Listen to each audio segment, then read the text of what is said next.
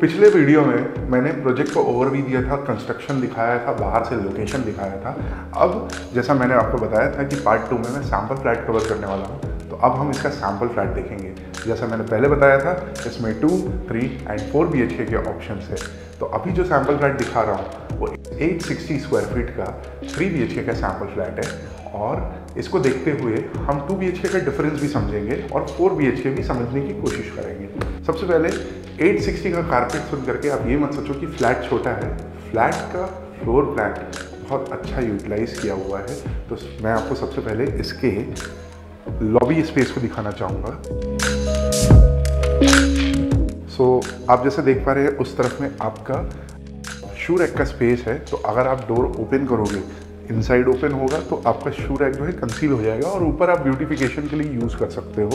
And ये आपकी एक स्मॉल लॉबी के बाद हम सीधे इसके लिविंग और डाइनिंग एरिया को एक्सप्लोर करेंगे। सो लिविंग एंड डाइनिंग स्पेस आप ध्यान से देख लीजिए। साइजेस नीचे मेंशन होते जा रहे हैं।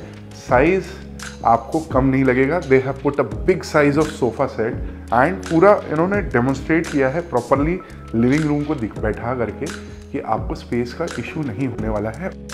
और इस साइड में आपका 4 सीटर ऑफ डाइनिंग टेबल आ जाता है। तो जैसा देख रहे हैं ये 4 सीटर डाइनिंग टेबल बड़े आराम से यूटिलाइज हो सकता है। उस तरफ में भी स्पेस काफ़ी अच्छा दे के रखा हुआ है, तो ऐसा नहीं है कि आपको ये यूटिलाइज करने में कोई प्रॉब्लम होगा। तो जैसा आप देख रहे हैं बहुत आराम से इसको फ्रीली हम यूज़ कर पा रहे हैं। So living and dining very good size, काफ़ी अच्छा साइज़ है। और क्योंकि ये बटरफ्लाई काइंड ऑफ लेआउट है, यानी कि एक रूम उस तरफ में और बाकी दोनों बेडरूम इस तरफ में। अभी जैसा आप देखोगे, अभी दिखा दे रहा हूँ, पैसेज है 2 बेडरूम, 1 ऑन लेफ्ट और एक राइट साइड में है। तो ये पैसेज स्पेस जो है यूजुअली इससे कारपेट बहुत वेस्ट होता है। 40-60 स्क्वायर फीट एड ऑन हो जाता है, उसके पैसे भी आपके जेब से जाते हैं। बट यहाँ पे बिल्डर ने इतना स्मार्टली इसको यूटिलाइज किया है कि आपका पैसेज ऑलमोस्ट निल हो गया है और प्राइवेसी भी बनी हुई है। तो सारे बेडरूम को एक्सप्लोर करने के पहले मैं किचन और बालकनी पहले एक्सप्लेन करना चाहूँगा। तो सबसे पहले हम किचन की तरफ बढ़ते हैं। And as you can see kitchen space with enclose dry balcony, और बिल्डर ने भी काफ़ी अच्छे से दिखाया है कि आप किचन कितने अच्छे से यूटिलाइज कर सकते हैं। फॉर एग्जांपल ट्रॉलीज आपने लगा दी, कैबिनेट्स जैसा बिल्डर ने दिखाया आप इसको रख सकते हैं। आप चाहो तो लॉफ्ट एरिया भी यूटिलाइज कर सकते हो। ये पूरा यहाँ पे भी लॉफ्ट एरिया यूटिलाइज कर सकते हो, क्योंकि इनक्लोज है तो आप ये पूरा एरिया भी कैबिनेट एंड लॉफ्ट लगा के यूटिलाइज कर सकते हो। ये इसका एक एडवांटेज रहेगा। Same black granite with stainless steel sink with Jaquar और इक्विवेलेंट फिटिंग्स। तो फिटिंग्स की अगर हम बात करें तो आपको जैगवार और इक्विवेलेंट फिटिंग मिलने वाला है। और यहाँ पे एक डिफरेंशियल भी मेंटेन किया है। टाइल्स में अगर आपको दिखेगा एक छोटा सा डिफरेंशियल मेंटेन किया है ताकि पानी ओवरफ्लो हो गलती से कभी तो पूरे रूम्स में ना चला जाए। और इन्होंने बड़े अच्छे से दिखाया एक big size of washing machine लगा करके कि आपको स्पेस का इशू नहीं रहेगा। यहाँ पे water inlet and outlet points दिए हुए हैं with adequate plug points for your appliances, और एक्स्ट्रा प्लग पॉइंट स्विचेस तो हैं, एक्स्ट्रा प्लग पॉइंट्स भी हैं फॉर अदर अप्लायंसेस। यहाँ पे एक सपोर्टिंग स्लैब लगा के आप अपने मिक्सचर ग्राइंडर एंड अदर चीज़ों को यूटिलाइज कर सकते हो। इस तरफ में आपका फ्रिज आ जाता है। आप बड़े साइज़ का भी फ्रिज लगा दोगे तो भी आपको स्पेस का इशू नहीं रहेगा, और कैबिनेट तो आप लगा ही सकते हो जैसा मैंने आपको बताया है। और यहाँ पे आपको किचन यूजुअली क्या होता है, बंद बंद सा फील होता है, बट यहाँ पे इन्होंने विंडोज़ दे के रखी हुई हैं। तो उससे क्या हो रहा है कि आपको सनलाइट का तो इशू होने वाला नहीं है। सेकेंडली मॉस्किटो मैच भी दे के रखा है, तो आपने इसको ओपन रखा तो वेंटिलेशन का इशू नहीं होने वाला है। Plus they are also giving you exhaust fan का प्रोविजन। तो स्मोक इन द हाउस, घर के अंदर धुआं नहीं रहेगा, वो सब बाहर पुश हो जाता है। अभी किचन समझने के बाद हम चलेंगे और इसके बालकनी को एक्सप्लोर करेंगे। एंड बालकनी का ऐसा नहीं है कि अगर कारपेट कम है तो बालकनी बहुत छोटे साइज़ की है, बालकनी भी काफ़ी स्पेशियस है। आइए दिखाता हूँ। इन्होंने ये वाले बेसिकली डोर दे के रखे हैं। इसका रीज़न बताता हूँ। स्लाइडिंग डोर से क्या होता है, आपका जो एक्सेस है बालकनी का वो 50% का रहता है, यानी कि जो ओपन स्पेस है वो कम हो जाता है। बट यहाँ पे आप इसको पूरा ओपन कर सकते हो। तो ये मैं आपको दिखा देना चाहूँगा।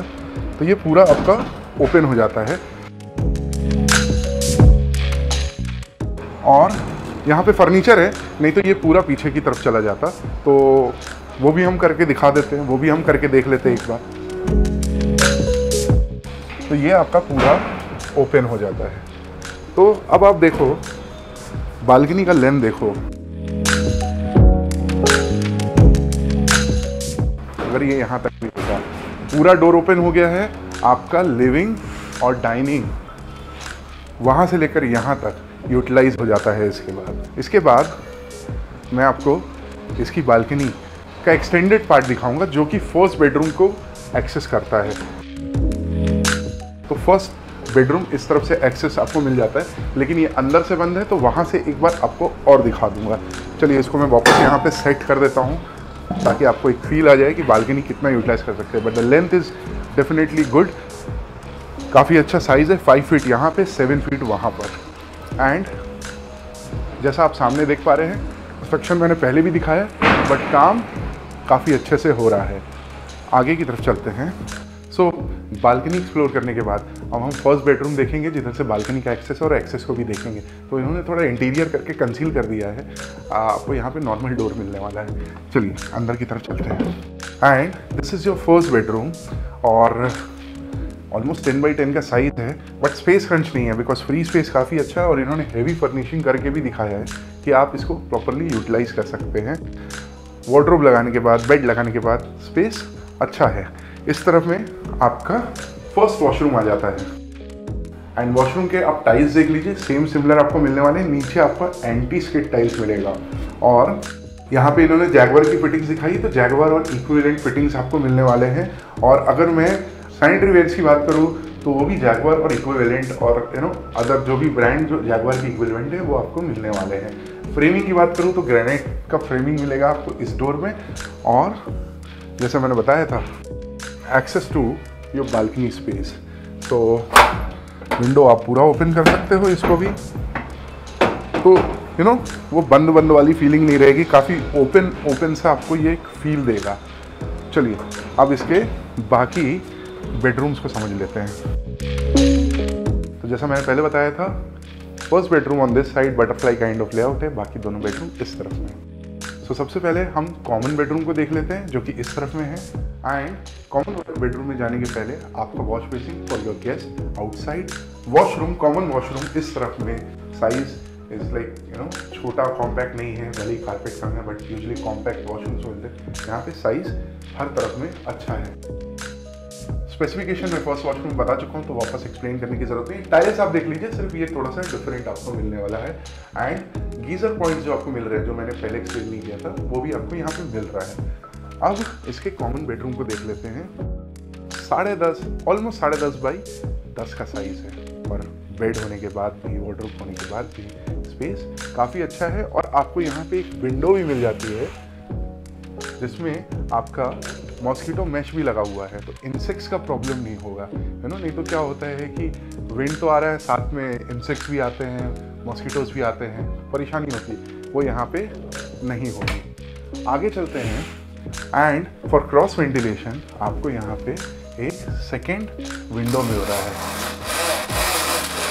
तो ऐसा नहीं है कि बस एक ही विंडो है, आपको 2 विंडो मिल रहा है। Cross ventilation which is the best source of wind in the house, वो आपको यहाँ पे मिल रहा है। 2 विंडो मिल रहे हैं 2 साइड में। आगे चलते हैं और इसके मास्टर बेडरूम को देख लेते हैं। सो ये आपका ऑलमोस्ट 11.5 बाई 10.5 का मास्टर बेडरूम है। एंड साइज जो कि सबसे बड़ा है इसलिए मास्टर है। उसके बाद मास्टर बेडरूम को आप पूरा यूटिलाइज कर सकते हैं। क्यों? क्योंकि वार्डरोब का स्पेस इन्होंने सेपरेट दिया हुआ है, तो आपका वार्डरोब जो है पूरा यूटिलाइज हो जाता है। और विंडो का साइज़ आप देख लो, विंडो मैं पहले एक्सप्लेन कर चुका हूँ, वापस एक्सप्लेन करने की ज़रूरत नहीं है। मॉस्किटो मैश के साथ आता है एंड क्रॉस वेंटिलेशन भी आपको यहाँ पे मिलता है, तो सेकंड विंडो भी है। तो 2 साइड से आपका घर ओपन रहेगा, वेंटिलेशन अच्छा रहेगा, सनलाइट अच्छा रहेगा। और इस तरफ में आपका अटैच वॉशरूम है। एंड वापस स्पेसिफिकेशन बताने की ज़रूरत नहीं, सिर्फ टाइल्स का आप डिज़ाइन देख लीजिए, साइज़ सब तरफ में बैलेंस है, ओके है। अब अगर ये 2 BHK होता फॉर एग्जाम्पल, तो सबसे पहला डिफरेंस क्या होता, आपका लॉबी यहाँ से आती आपका लॉबी का, आपका ये जो छोटी सी लॉबी है वो सामने से होती और ये वाला पूरा room touch balcony with washroom चला जाता। यानी कि बाकी पूरा घर एज इट इज़ रहने वाला है, सिर्फ ये बेडरूम विथ वॉशरूम एंड इसका बालकनी का पार्ट हट जाता है, बाकी सारी चीज़ें एज इट इज़ रहेंगी। अगर 4 BHK रहेगा तो बेसिकली वो 2+2 BHK का वर्जन है, दैट इज़ ऑल्सो अवेलेबल। वो इंक्वायरी करने पे आपको यहाँ पे मालूम पड़ जाएगा। कोई भी यहाँ इन्वेस्ट करना चाहता है बिल्कुल इन्वेस्ट कर सकता है। किसी को यहाँ रहना है तो फ्लोर प्लान काफ़ी अच्छा है, आपको ये कम नहीं पड़ने वाला है। उसके अलावा बिल्डर की क्वालिटी तो मैं ऑलरेडी दिखा चुका हूँ, जो इन्होंने प्रीवियस पीछे इनका एक प्रोजेक्ट है जो डिलीवर किया हुआ है, तो वो तो मैंने ड्रोन में आपको दिखाई दिया था। तो बेसिकली बात की जाए तो आप इसमें एक बार विजिट ज़रूर करें। मुझे कांटेक्ट करने की बिल्कुल ज़रूरत नहीं, नीचे मैंने बिल्डर का, डेवलपर का लिंक लगा दिया है, आप उनसे डायरेक्ट कनेक्ट हो सकते हैं। वीडियो पसंद आ रहा है लाइक सब्सक्राइब शेयर करें। फ्लैट पसंद आ रहा है इंक्वायरी करें नीचे लिंक से डेवलपर को directly. And thank you very much for watching.